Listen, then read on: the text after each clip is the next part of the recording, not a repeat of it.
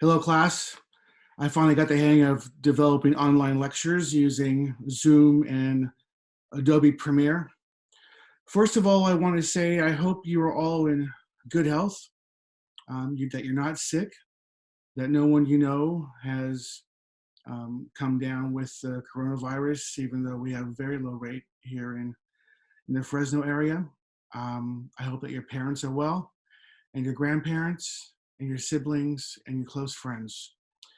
I know this can be a trying time for many of us. I'm here alone, isolated. I see my kids every other weekend, and so for 2 weeks straight, I'm all alone. Um, except when I go to 7-Eleven and get some snacks or something.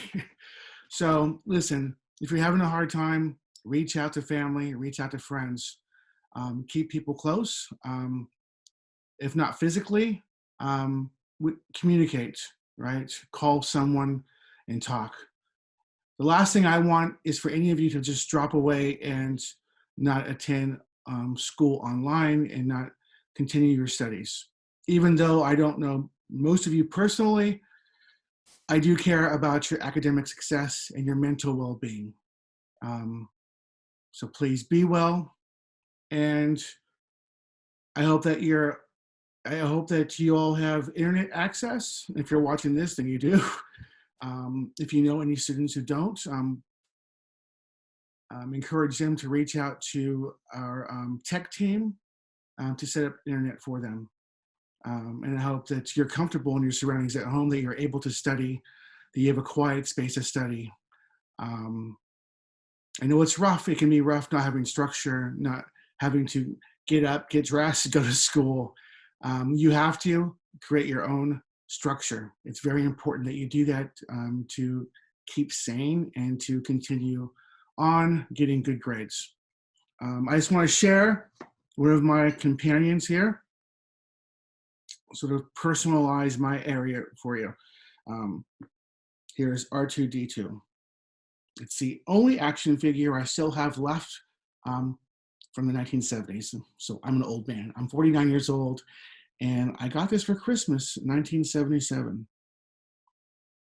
He still has a stereoscope, and he sits with me on my desk at all times, my little Saint R2-D2. So today's lecture is part of a series of lectures I will post on the Great Depression.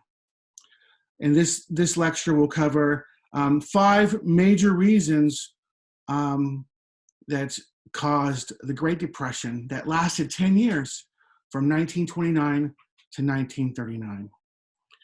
I will upload this to the discussion section. Of course, you already know that because I will have made an announcement about it. And please ask questions, make comments in the discussion section about this lecture.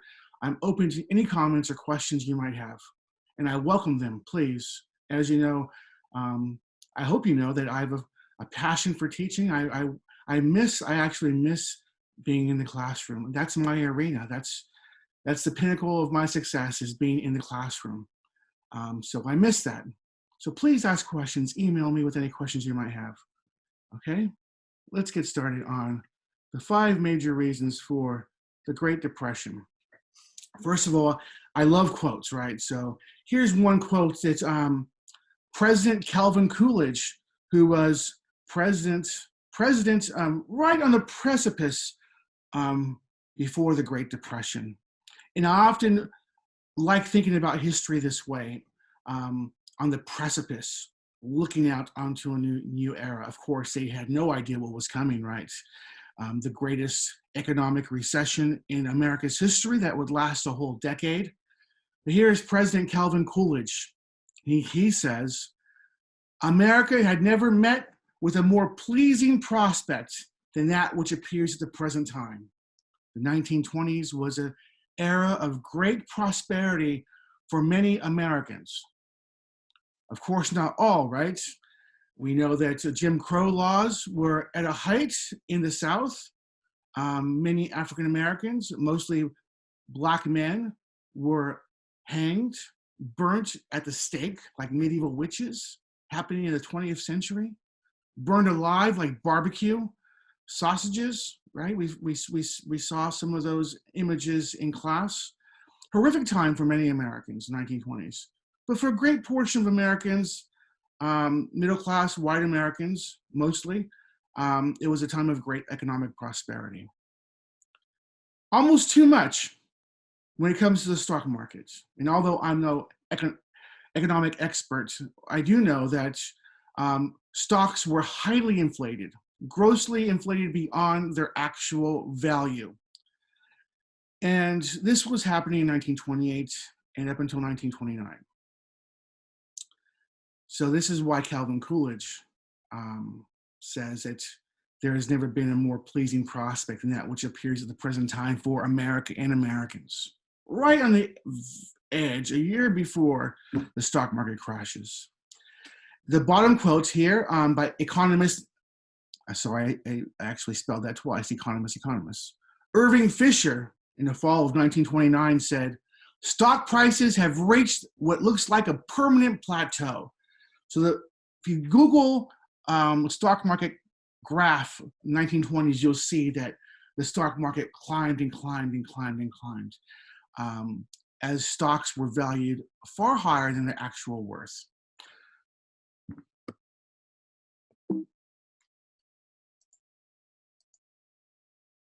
Five major causes for the Great Depression. One, the stock market crash of 1929. Two, bank failures. And each of these really act as catalysts for the next, right? It's a vicious cycle, a domino effect, one after the other. The first one, stock market crash of 1929. The second, bank failures. Nearly 10,000 banks fail across America in the 1930s. Nearly 10,000. At its height, America experienced nearly 30% unemployment rate. Reduction in purchasing across the board as Americans lost their jobs, as companies folded, as companies were unable to secure loans from banks. They folded. One reason why they folded, as companies fold and fail, people lose their jobs. When people lose their jobs, there's less money in the economy. There's less spending. If there's less spending, more companies close because products are not being purchased. And it's a vicious cycle, as you can see, as you can imagine. Number four, American economic policy with Europe. And we'll cover each of these points in detail as this lecture goes on. And number five, as America enters the Great Depression, and the nation is suffering economic woes across the board, and the nation experiences 30% unemployment rates. A great natural disaster hits a great portion of the Midwest states, and people lose everything as the Midwest is covered in a hellish apocalyptic environment of dirt called the Dust Bowl for a great portion of the 1930s, precipitating one of the great human dramas of American history of the 20th century, the Dust Bowl migration out of the Midwest into mostly California, and what are called Okie immigrants, Okie migrants within the United States, Dust Bowl refugees who come flooding into California. So those 5 points are the major reasons for the Great Depression. Number one, the stock market crash of 1929, or the Great Crash. Now I'll just read these out aloud. As it's great if you make flashcards out of these for your exam. The stock market crash of 1929. The crash was not the only cause of the Great Depression, yet it was a catalyst for the national economic panic and international monetary collapse. Remember that the Great Depression was not only a United States phenomenon, but affected the whole world, or most of the Western economy. Europe, New Zealand, Australia. And it really shows how by this time in American history, the global economy is tied. Nations are inextricably tied together through economic bonds by this time in American history. Indeed, the Great Depression was a global economic catastrophe. By 1929, 2 out of every $5 a bank loan were used to buy stocks. Amazing figure. By 1929, production in America had reached a zenith, a plateau. It was coming down, right? So when Calvin Coolidge issues this great thoughts that America had only good times ahead, that this was a great time for America, and he could only envision another decade of economic prosperity. When he is saying those words, American production had already reached a zenith and would go no higher until World War II, right? When World War II would stoke the fire of the economy once more and catalyst or catapult the nation into a superpower, and that will be another lecture. But by 1929, America had reached its zenith and production was going down. What does this mean if production is going down? That means that people are being laid off and fired. And unemployment is already rising by the end of the decade of the 1920s. So in America had reached a zenith and on a downturn, causing rising unemployment. These factors, in turn, deflated the real value of corporate stocks, while remaining grossly inflated on the stock market. Lower wages, increasing debt from borrowers who took out money to place in the stock market, almost like gambling, right? So in many ways, it was gambling. And a weakened agricultural sector all contributed to the Great Crash. By September 1929, stock prices began to drop, reflecting their true value. By mid-October, panic set in. As investors sold, that's a typo, sold off huge amounts of stocks, attempting to regain losses. As more stocks were sold off, their values crashed further, creating a vicious cycle. Over the course of 4 business days in October 1929, Black Thursday, October 24th, through Black Tuesday, October 29th, the Dow Jones Industrial Average dropped from 305.85 points to 230.07 points, representing a decrease in stock prices of 25%. On Black Tuesday, investors traded some 16 million shares on the stock market on the New York Stock Exchange, losing approximately $14 billion on one single day. By 1933, almost 50% of America's banks were gone, nearly 10,000 banks. With unemployment at a high of nearly 15 million people, or 30% of the American workforce. Here's a front page splash on the Brooklyn Daily Eagle. Headline: Wall Street in panic as stocks crash. Thursday, October 24th, 1929. Here's a photo of the New York Stock Exchange in the 1920s, and a quote from an eyewitness account. Here's someone who witnessed the stock market floor in October 1929. They hollered and screamed. They clawed at one another's collars. It was like a bunch of crazy men. You can imagine, right? As the stock market is crashing, people are losing their minds. They're clawing at each other. They're yelling. When radio or steel or Auburn, these corporations would take another tumble. Wait, sorry. Let's start over. They hollered and screamed. They clawed at one another's collars. It was like a bunch of crazy men. Every once in a while, when radio or steel or Auburn would take another tumble, you'd see some poor devil collapse and fall to the floor in panic, fainting, maybe even heart attacks.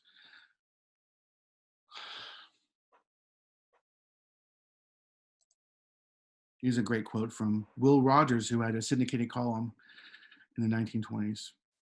He said, "Oh, it was a great game while it lasted." Here's another photo as the stock market is crashing. Men are gathering outside stock exchange.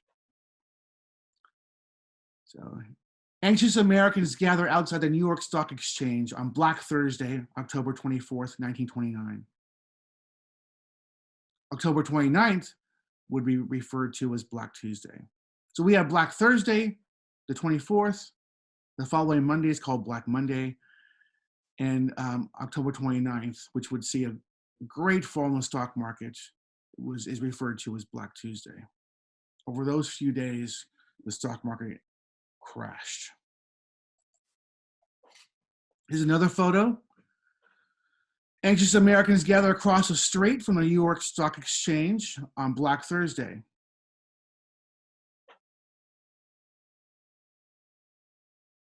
So much anxiety and fear on the minds of those men. Another photo. Outside the New York Stock Exchange on Black Thursday. Here's a great photo. When I say great, I mean powerful. I mean wonderful, like isn't happy. This young man, this dapper young man, is selling his convertible. Beautiful, beautiful, beautiful car, right? You can imagine him in the 1920s, 1928, 1929, before the crash, driving this car around in his dapper suit, living the high life. His sign says, $100 will buy this car. Must have cash, lost all on the stock market. I'm assuming it's his car, maybe not, but maybe he wants to buy it. Someone is selling that car who lost everything on the stock market.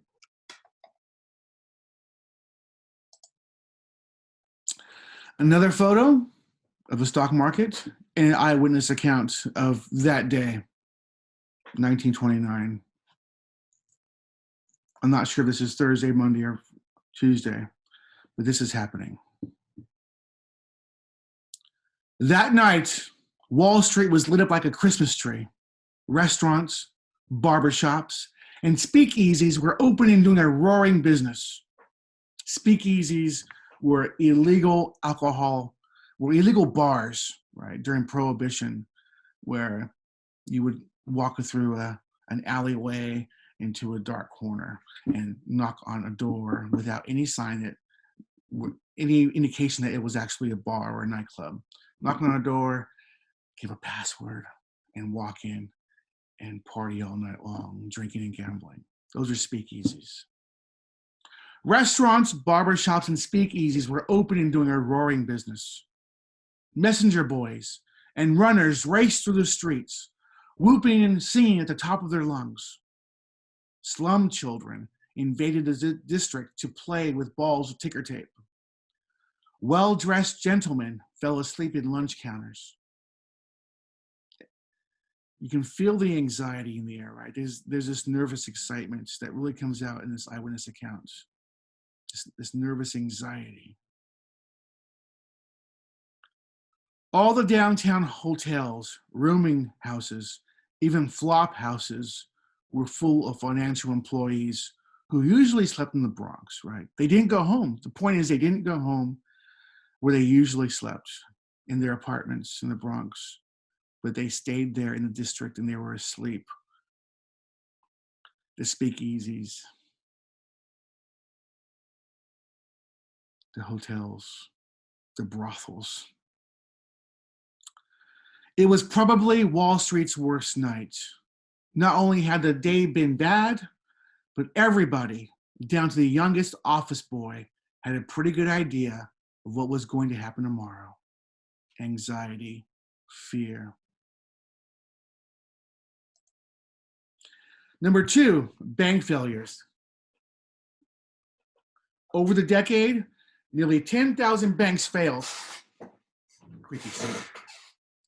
Lines formed around blocks as people tried to withdraw their money from banks. Yet banks did not have enough money to give back to every American who had deposited their money. Why? We know now, right? So if you deposit your money in a bank, say your bank account has $10,000. Well, that money is there theoretically, but not everyone's money who has deposited money in that bank is there at one given time, because the bank uses that money to invest, to make loans. So this was the case during the early 1930s. And at that time, money was not federally insured. Notice this the next time you go to your bank. There's a plaque outside the bank when you first walk in, and it says that this bank is federally insured, which means if something happens and there's another catastrophe, economic catastrophe, and banks close, your money is insured by the government. You will not lose your money. This was not the case when the Great Depression hit America. There was a run on the banks. Lines formed around banks. People wanted to withdraw their money. But of course, there wasn't enough money to give out to all those who had made deposits. And banks crashed and people lost fortunes. Lines formed around blocks as people tried to withdraw their money from banks. Yet banks did not have enough money to give back to every American who had deposited. At that moment in American history, bank deposits were uninsured, leaving many Americans who had deposited money in banks at a loss. People lost their savings, investments, and even fortunes. Gone. It would take a long time for Americans to trust banks again, right? If you know anyone who lived during the Great Depression, I know they're very aged now and most have passed away. But ask them, or ask your parents who knew their grandparents who had gone through the Great Depression, ask them what they thought, ask them what their grandparents thought about banks. They might have stories of their grandpa storing his cash in coffee cans in the wall, or beneath his bed, or in the garage, or even in holes in the backyard. This is what Americans did after the Great Depression, because it did not trust banks any longer. It took a long time for banks to get that trust back. Banks who weathered the storm emerged anxiety-ridden and unwilling to create new loans. This caused a domino effect. Every one of these steps is a domino effect. As businesses and farmers could not secure loans to pay off debts, thus further exacerbating personal, local, and national woes. Here's some photos of, I love using photos. I'm actually a photographer also in my spare time, and I think when we get to the 20th century, late 19th and 20th century, photos can be a powerful aid into understanding history. And they are also, in many ways, right, in original source documents, like the written word, that we can use as a window into the past. So here's an image of a bank run, American Union Bank in New York City, April 26th, 1932. Another image from February 28th, 1933. The original caption said, crowds of depositors gathered outside the banks after Clearinghouse Association announced withdrawals would be limited to 5% of deposits. Wow, 5% of deposits. It's not very much money, right? The crowd shown above is gathered in front of the Guardian Trust Company and National City Bank. The imposition of the withdrawal rule, which is for an indefinite period, followed steady runs on the banks as a result of the moratorium declared a week ago in Michigan. Another image. I can feel the anxiety in this image. Look at the crowd pushing together. This is actually in Germany, which also shows, right, this is an international economic failure across the board. And Germany was hit hard. As we'll get into our lecture next week in World War II, Germany was hit very hard, and because of the great burden of the World War I debt, the war debts that the Allies placed upon the shoulders, the backs of Germans as a punishment for World War I. Atop the Great Depression, and created an atmosphere that gave rise to Hitler, as we'll cover next week. Number 3, a reduction in purchasing across the board. As a result of the stock market crash and the rush on banks and the loss of money, the downward spiral of production and unemployment meant less circulation of money. People are spending far less than they were in the 1920s. And those who do have money are hoarding money and not circulating it through society. After the stock market crash, and with fear and anxiety saturating society, people from all classes stopped buying items. This then led to a reduction in the items produced, and thus a reduction in the workforce. A vicious cycle of loss in jobs, production, and purchasing. As people lost their jobs, they were unable to keep up with paying for items they had bought through installment plans, and their items were repossessed. More and more inventory began to accumulate. The unemployment rate rose above 25%, nearly 30%, which in turn caused a further reduction in spending that would otherwise alleviate the economic situation. Here are a few photos that typify the iconic photos of the Great Depression. By 1933, almost 50% of American banks were gone, nearly 10,000 banks,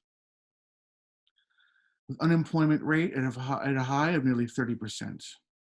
These are unemployed men. You can see the sign says free soup. On top it says for the unemployed. These are unemployed men standing in line. And we use the term Great Depression. Of course, this refers, first of all, to the economic collapse, a depressed economy. But I also think that it refers to individual men. And I'm not being sexist when I say men, right? This is the overwhelming type of person in the workforce. Men who are providing for their families. If you've ever known, and I'm talking about working class men mostly, right? If you've ever known a working class man who's lost his job, who gets up at 5 o'clock in the morning and builds homes, lays tile, is a bricklayer, works with his hands as a mechanic. And he's done that for years, perhaps decades. If he loses his job, he's out of work for months, what happens to that man? If you've ever known a man like that, or perhaps you've been a man like that, or now women, right, who are in the workforce, who are the sole providers for their family, single mothers, what happens to that person? I've known people who have gone through that. They become very depressed. They change mentally, spiritually, and they become very depressed. So the Great Depression is not only refers to the national woes, the international woes, but it also refers to the mental depression, the spiritual depression that many Americans are going through. These are grown, able-bodied men in this line who want to provide for their families, but can't. And they're depressed. They're staying in line for free food, free soup. Our next lecture will cover the New Deal as FDR, President Franklin Delano Roosevelt, attempts to take Americans out of the Great Depression, both the national economic woe and all, but also out of the mental depression that many Americans are going through, and give them hope. And we'll cover that in a subsequent lecture. Another photo of unemployed man eating free soup at soup kitchens, what are called soup kitchens, and of course baked bread.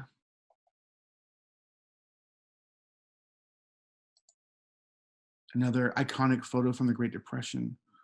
Wanted a decent job, family man, age 44.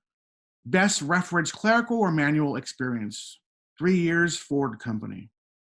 He worked for the Ford Company and was laid off. Wanted a decent job by a decent man, age 37, family war veteran, right? No doubt he fought in World War I. World War I, war veteran.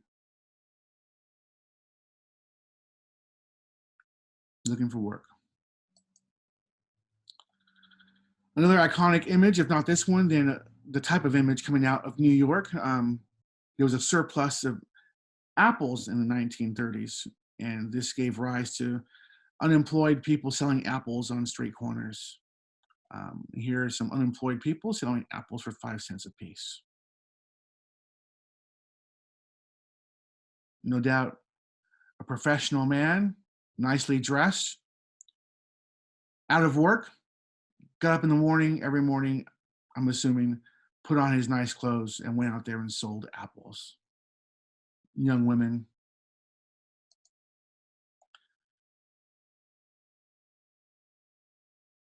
Did I already cover number 3? Yes, I did. Number 4,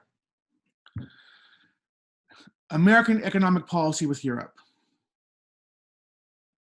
As businesses across the nation failed, the government created the Smoot-Hawley tariff in 1930 to help protect American companies from competition of foreign products. The tariff charged a high tax of up to 20% for imports, thereby leading to less trade between the US and foreign countries. In response, many trading partners retaliated. Of course they would retaliate. We know that now, right? If we raise tariffs on trading partners, then they will also on American products. And what will ensue is what we call now a trade war. So what started out as something to protect American products, something that was thought of as a good thing, further exacerbated the situation and aided in the economic collapse of America, the economic downward spiral. In response, many trading partners retaliated, further driving up prices for Americans with little to no purchasing power. What was intended as a protectionist policy against foreign competition had, in fact, negative consequences. And number 5,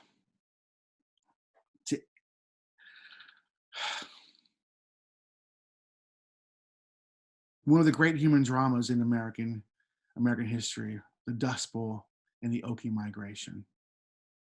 On top of the already economic debilitating conditions, a severe environmental disaster hit a great portion of the Midwest states. Due to poor farming practices that traded quick money for healthy long-term land use, instead of healthy long-term land use, right? Millions of acres of farmland turned into an apocalyptic nightmare for thousands of Americans living in states such as Oklahoma, Arkansas, Colorado, New Mexico, and Arizona.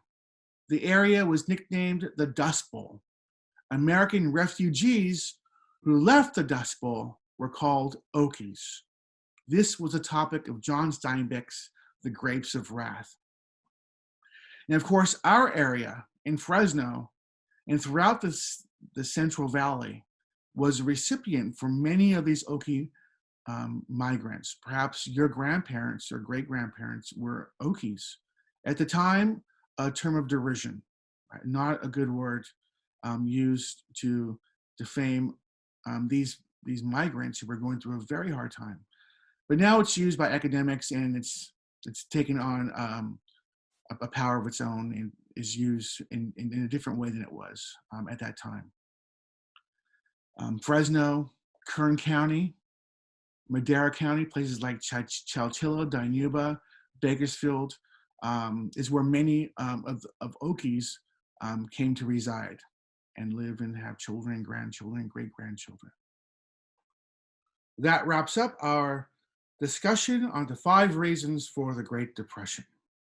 Please watch the following videos on the New Deal and the Dust Bowl. We'll leave this lecture on a song from 1931 that typifies the Great Depression. Brother, can you spare a dime?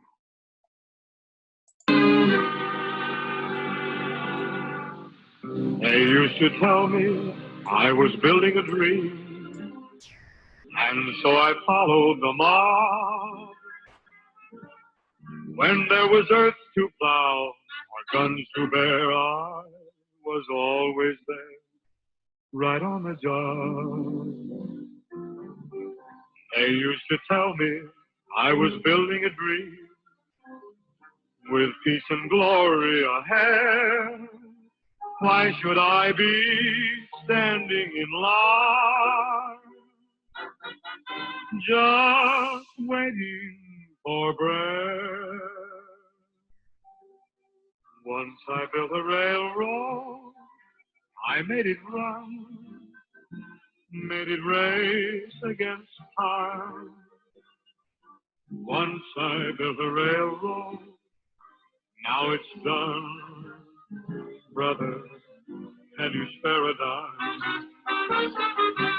Once I built a tower up to the sun, brick and rivet and lime. Once I built a tower, now it's done. Brother, can you spare a dime? Once in khaki suits, gee, we look swell, full of that Yankee doodly-dum. 500,000 boots went slogging through hell, and I was the kid with the drum. Say, don't you remember? They called me Al. It was Al all the time. Why don't you remember? I'm your pal. Say, buddy, can you spare a dime?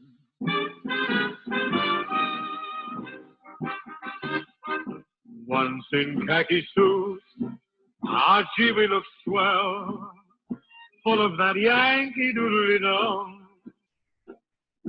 500,000 boots went slogging through hell, and I was the kid with a drum.